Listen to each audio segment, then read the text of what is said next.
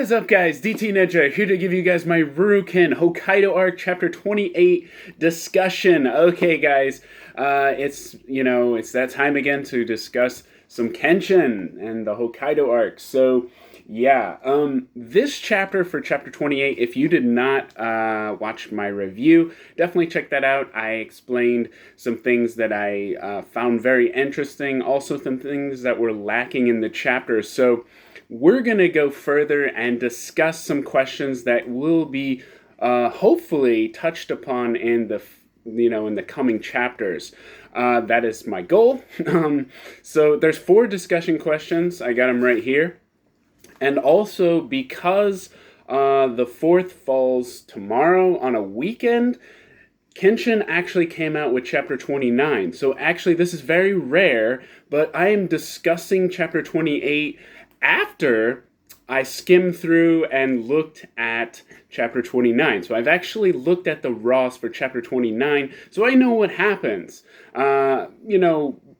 Based on the actions. I don't know everything. But what I'm going to do is, after the discussion questions, I'm going to leave you guys with a few spoilers. I'm not going to tell you everything, but I'm going to tell you a little bit what's happening in the next chapter. So it's very rare. But yeah, I will get chapter 29 out as soon as I can. Usually it takes me about 7 to 10 days to translate it. So yeah, keep an eye on my Facebook page, DT Ninja 831, as well as my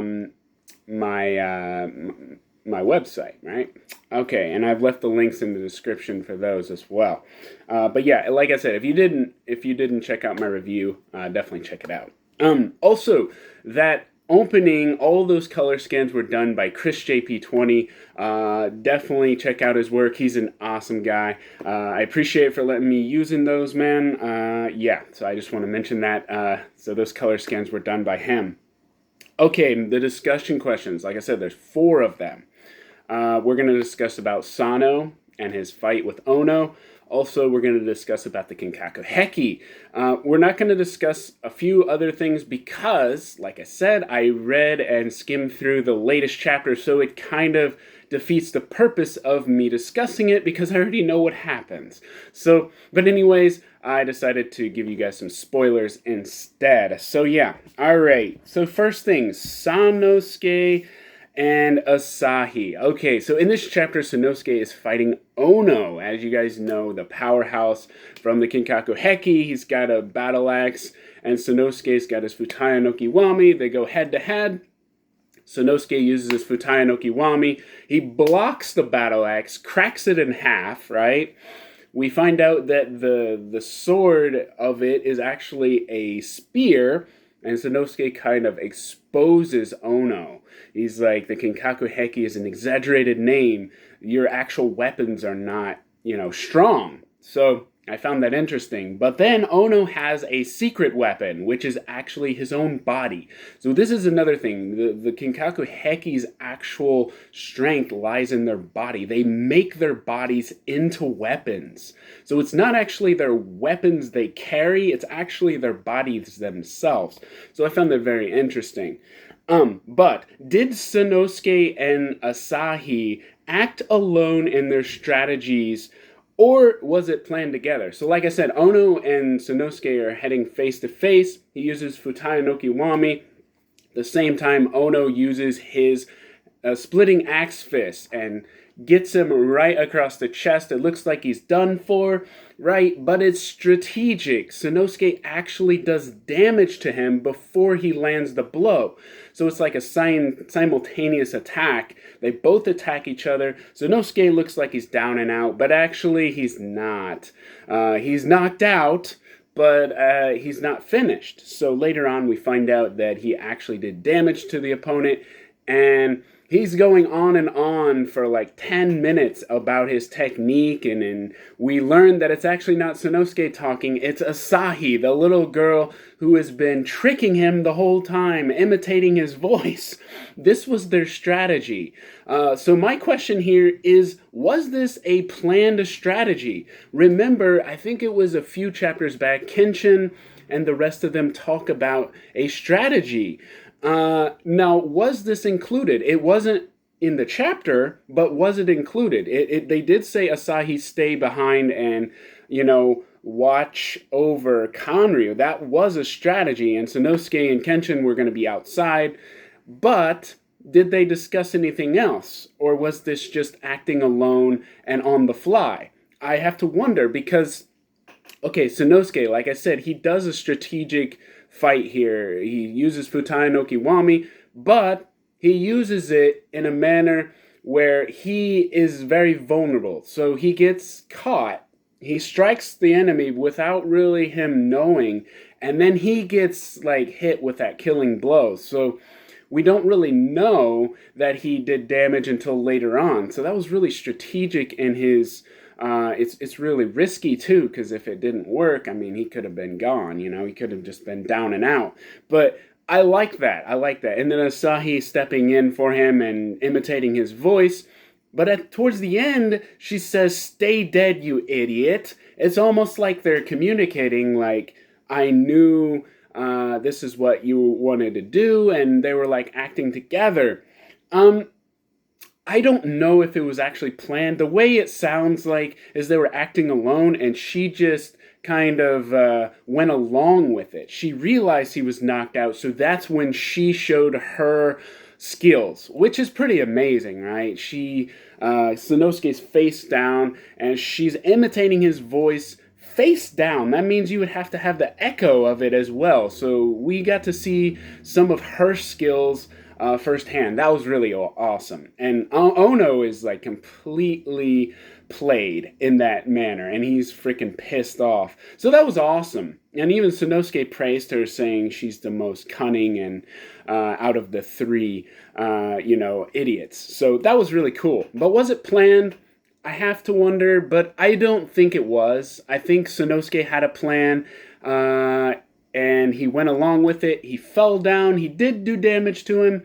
And then, Asahi just kind of acted, as for Sanosuke, kind of helped him out. And that was kind of how I thought it would be, but I thought she would get injured. I thought she would be badly injured. But I'm glad that wasn't the case, and that's what happened. So they both had their own strategy, and they just went for it. That's what I really liked about this chapter. And like I said, we thought Sanosuke is talking while his face is on the ground, but actually it's Asahi.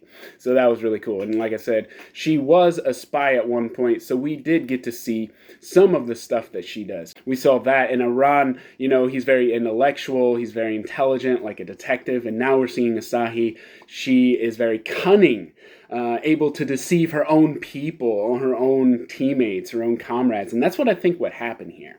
But it could be said they planned it out because of her words. She said, play dead, which means basically you're supposed to stay with what we planned. So, but anyways, that's my feeling. Okay, number 2, how did Sano survive the killing blow of the splitting axe fist? So first of all, Sanosuke, like I said, he connects with his Futai no Kiwami, but the enemy still hits him with the splitting axe fist. And basically the splitting axe fist is 4 fingers, razor sharp, and they're all in the same length, and he basically just hit him right across the chest, right?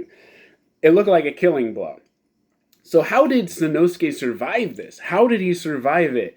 So for him to risk, using his attack and then get basically countered, that was a huge risk. But I feel that when he attacked with his Futai no Kiwami, you actually see on his shoulder, you see it hit.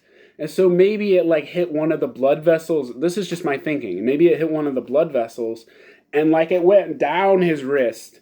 And that's when we see it later on. So that would be why.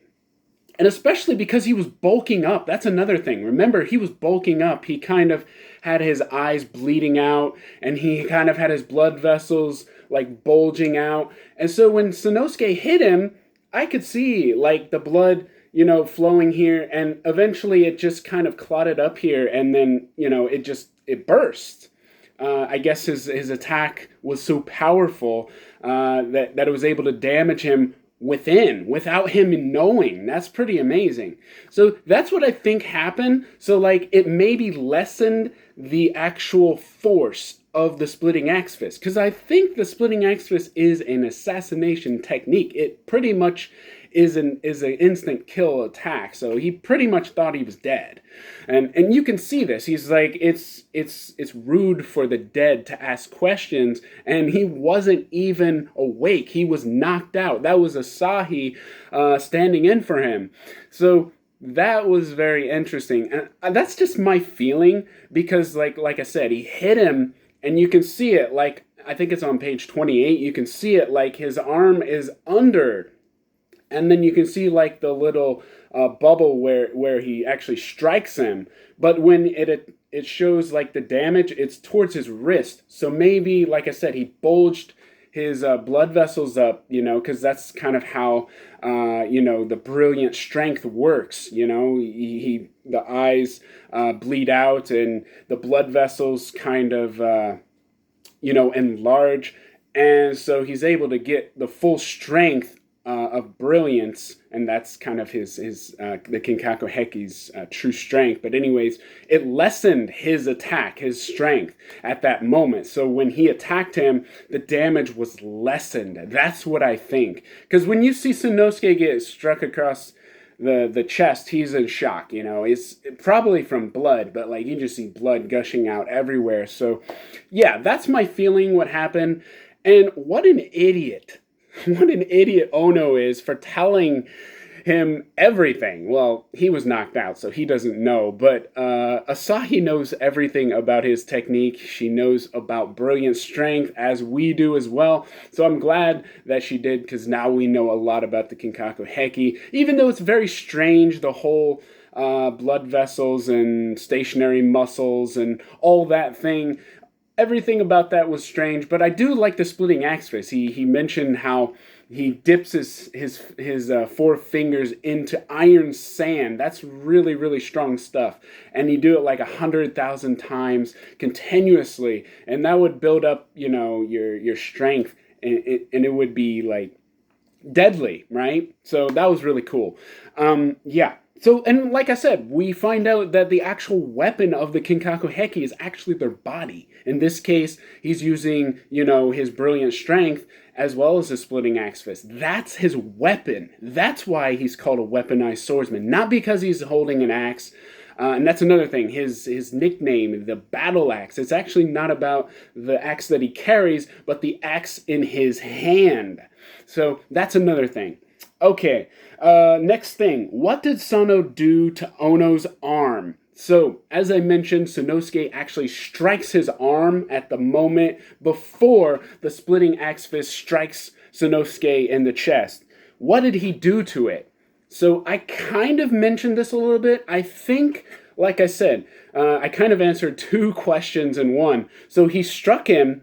But like I said, you see like his blood vessels kind of bulge out. You see them grow. And I feel that when he struck him, it was not an immediate like damage right away. It was kind of like a progressive thing. So like at first, like it lessened his force of his attack. And then it slowly built across and went down his arm, and eventually, when it reached his wrist, it just burst out. And that's when we see it in page 28, where we see like blood coming out, and he's like, what the hell? And we were like that. So that's very interesting, but that's my feeling on it. That's how I think it happened. So I kind of mentioned that in the last question, but yeah, I kind of answered two questions at once. Okay, so why was there a delay? I feel that this was kind of, like I said, it was a strategic move on Sanosuke's part. His attack has increased so much that he did internal damage to his arm. So basically, normally, you can see the Futai no Kiwami's attack right away, right? You smash a rock, it incinerates, it basically obliterates it, right? 2 smashes in a row, it obliterates it. Okay, think about this. If he hit his arm, you would see the impact right away. However, it seems that he's able to actually create the force that went through his arm and inside. So it's like an internal thing. That's pretty crazy. I think that his Futai no Kiwami has increased dramatically, and we just haven't seen it until we saw this strategy. So, like, he hits him, and while he's building up his strength for his brilliance, and you see his blood vessels going up, I feel that's when it progressively was running through his veins, and just the force of his attack actually was happening at that time. So it lessened his attack, and it went down his arm, and eventually there was enough force in there that it just exploded in his arm. So, like, basically we saw the result in page 28. Like I said, that's my feeling on it and why there was a delay. It's a progressive attack. It wasn't meant to be an explosive attack right away, like a normal attack for Sanosuke. That's what I like. That's what I liked about it. It was a different type of attack. Even though it's a Futai no Kiwami, I feel Sanosuke actually was able to connect his power,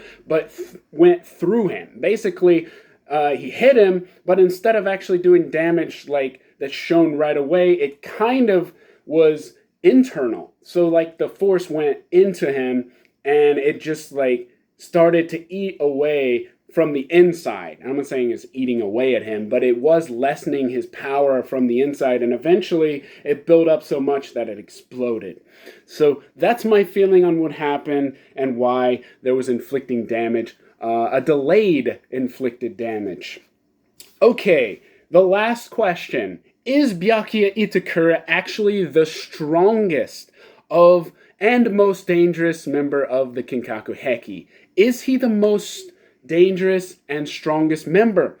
Okay, in this chapter, we actually learn that Itakura was not using his full strength. He did not use brilliant strength. Brilliant strength is something that all Kinkaku Heki members have. And we did not see this. That's really scary when you think about it. Byakuya basically dismantled, the Gatotsu. He smashed it in half. He withstood 4 Kuzuryosens from Kenshin. Now, the 4th one took him out, yeah. But he stood up before passing out and laughed maniacally. After 4 Kuzuryosen, just think about it. 1 Kuzuryosen was able to knock down Shishio. 4 of these. Yes, it's probably not as strong as it once was, but at the same time, 4 of them. That's just nuts. That's nuts. That just shows you his pain tolerance. It shows his he's just crazy, right? He's unpredictable. That's what makes him so dangerous. I do feel that he probably is one of the most dangerous, probably one of the most strongest members of Kinkaku Heki. Now, let's look back at all of the stuff that Byakuya has done, and you can make your own opinion on it. But when he first showed up, okay, I'm not saying this is foreshadowing, but look at this. Okay, he shows up on Mount Hakodate, and you see all these swords on the ground. This could have been kind of a little clue that the Kinkaku Heki are not actually just about swords or about their weapons, that they are weapons themselves. Because he's standing as those swords are in the ground, right? Like, swords are no match for me. And then it shows the police, and right, he stops the bullet with his hand, and obviously we know now because he's got the plate springs across his arm, and it increases his durability. But yeah, that was pretty crazy, right? That's the first time we see him in action. His first debut in the Hokkaido arc. So that was just something to show you guys. Okay, volume 2. That was in chapter 2, by the way, if you guys want to follow along. Okay, chapter 6. Saito versus Byakuya. Okay, this was the first time I was like, holy hell. Okay, look at this. He does a Gatotsu, but look at this. Look at his adaptability to this. Like, okay, he has one palm You see that? Like one hand on the sword, but look where it's at. It's not even like a sword grip. You can see it there. He's like holding it like this because there's probably something right here. His plate spring probably gives him the ability to hold it more firm. But like his adaptability in this fight was incredible. He was able to break the Gatotsu. He was able to fight with Saito in a way, and it just showed this guy is no joke, right? He basically made Saito fall to his knees. I mean, he snapped his, he broke his arm. He broke his arm by doing this. Okay, the next thing.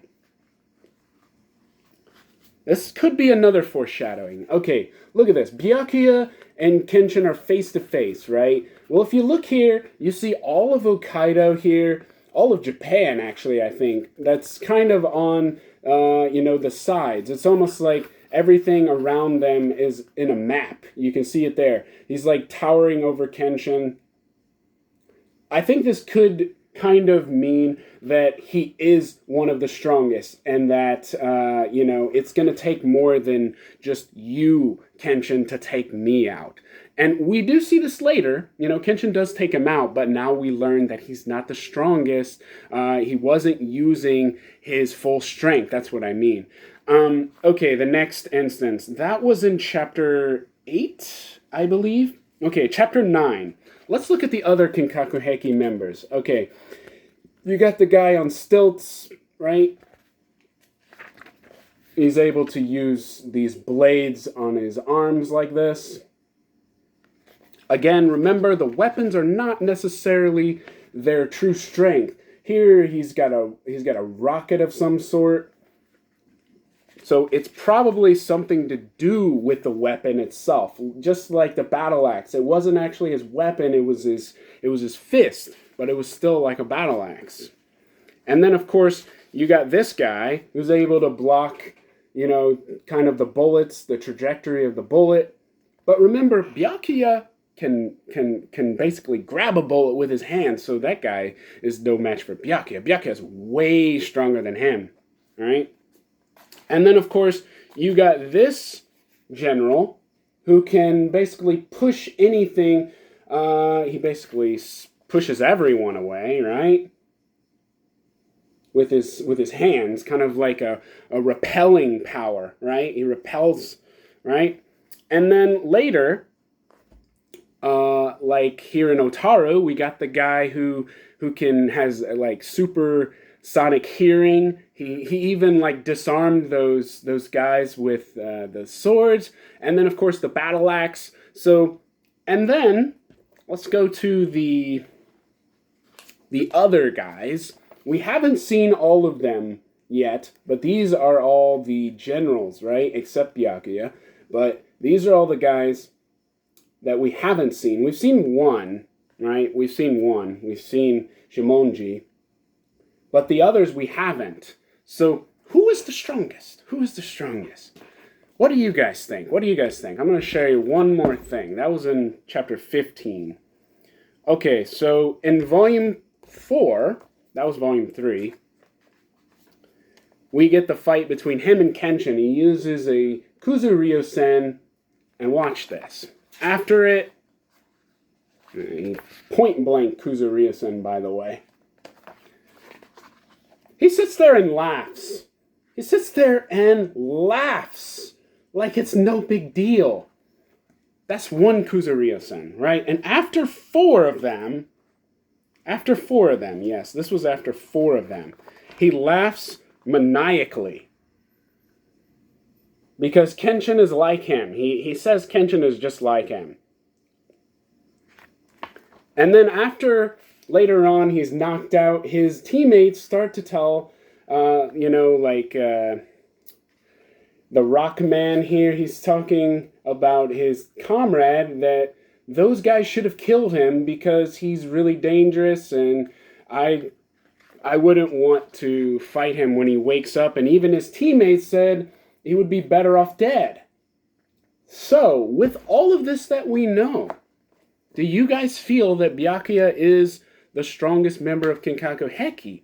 Alright, so is Byakuya the strongest and most dangerous?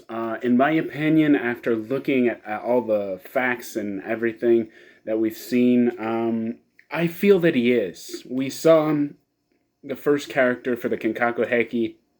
I showed it you in the manga. Also, the fact that he seems to grow stronger with every time he's faced with life or death situations. And he also mentioned something about being in hell for a very long time. I feel that his character is very unique, bizarre, but he's very powerful, he's strong, he gets stronger and stronger with every fight. That's how I feel. And Kenshin is not going to get stronger with every fight. He's actually decreasing. His stamina is obviously not going to outlast Byakuya, so I feel he probably is one of the strongest Kinkaku Heki members. And he's also most dangerous because he's unpredictable. You saw him kind of playing with Eiji Mishima, right? And he was trying to get him on his side. That was in chapter 19, I believe. Yeah, I can show you that here real quick. Yeah, when he was trying to get him, to kind of go on his side. Let me see. But anyways, yeah, he's trying to find these warriors. But also, it goes back to the thing where Sanosuke kind of exposed the Kinkaku Heki. He's like, okay, the Kinkaku Heki are weaponized swordsmen. They're Kinkaku Heki. But even though they wield swords, their weapons are not actually physical weapons. They're actually from their body. They actually train their body into being weapons. That's how I feel about it. And Byakuya is no exception. We saw him with his unique, attire, as well as his weapons that he uses, like his plate springs. He's also got, like, weighted clothing. He hasn't used brilliant strength, so obviously that's another thing. He has a huge, high tolerance for pain, high pain tolerance. He's nuts. He sees things that other people don't see. Like, yeah.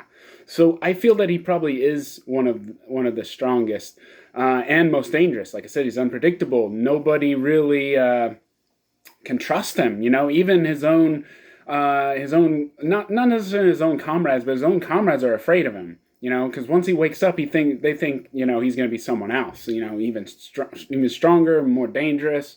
That's what I feel. And if that's the case, if he is the strongest, maybe not the leader of all of them, maybe he'll be the one to fight Hiko, Master Hiko. Master Hiko could come in and fight him, because I feel if there's anyone that's going to fight Byakuya, it's going to be him, because Master Hiko is one of the strongest characters in all of Kenshin. So I feel that would be a really good match for him as well, because as we saw, he took 4 Kuzuryu-sen, and they were Kenshin's Kuzuryu-sen. They were not Master Hiko's. So I would love to see their fight. That would be awesome. But what do you guys think? Stacking up to the other, members of Kinkaku Heki, do you feel Byakuya is the strongest? That's my feeling, based on seeing the stuff in the manga, as well as just my personal feeling.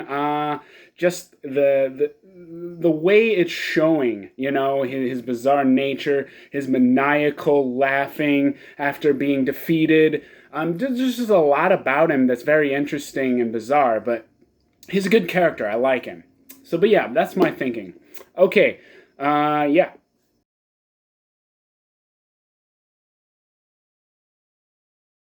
Now we are on to the spoilers. Okay, this is rare. I've never done this before, so I'm going to give you guys some spoilers. What happens in chapter 29? This just came out yesterday. So, okay, I'm not going to tell you everything, but remember how Kenshin says, let's split up. I'm going to go and do something right now. Once you guys find the base, fall back and wait for me. Okay, what do you think happens? Do you think Kanryu is going to listen to Kenshin? Yes, he did. He said, I'm not going to rush in there like a sword fool, just like you did. What does he do? He does the same exact thing Kenshin did. Okay, so what happens? Basically, Kanryu is all calm and cool. They're looking across the river and they see the Yaminobu hauling off the goods of the items with the guns to the base. Suddenly, Kanryu snaps. He's like, "What the hell? They're using my name.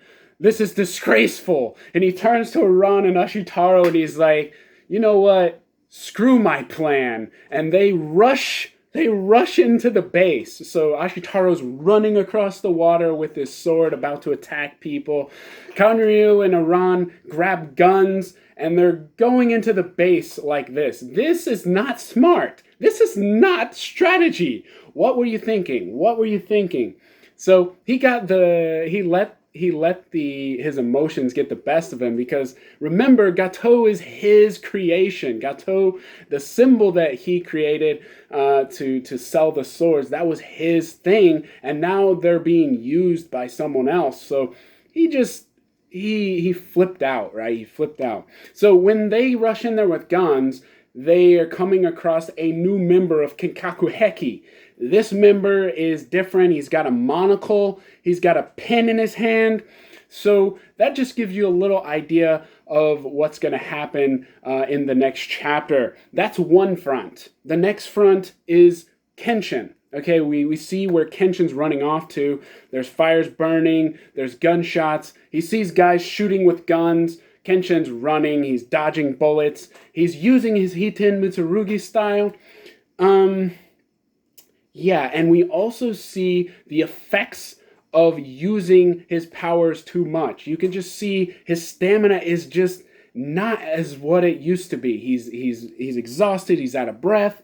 So you're gonna see these kind of things in this chapter. The last thing, Sanosuke and Ono are about to clash again, one final round, but they're talking this time instead. So they're not gonna actually fight in this chapter. This is more about what's happening in town, what's happening at the base.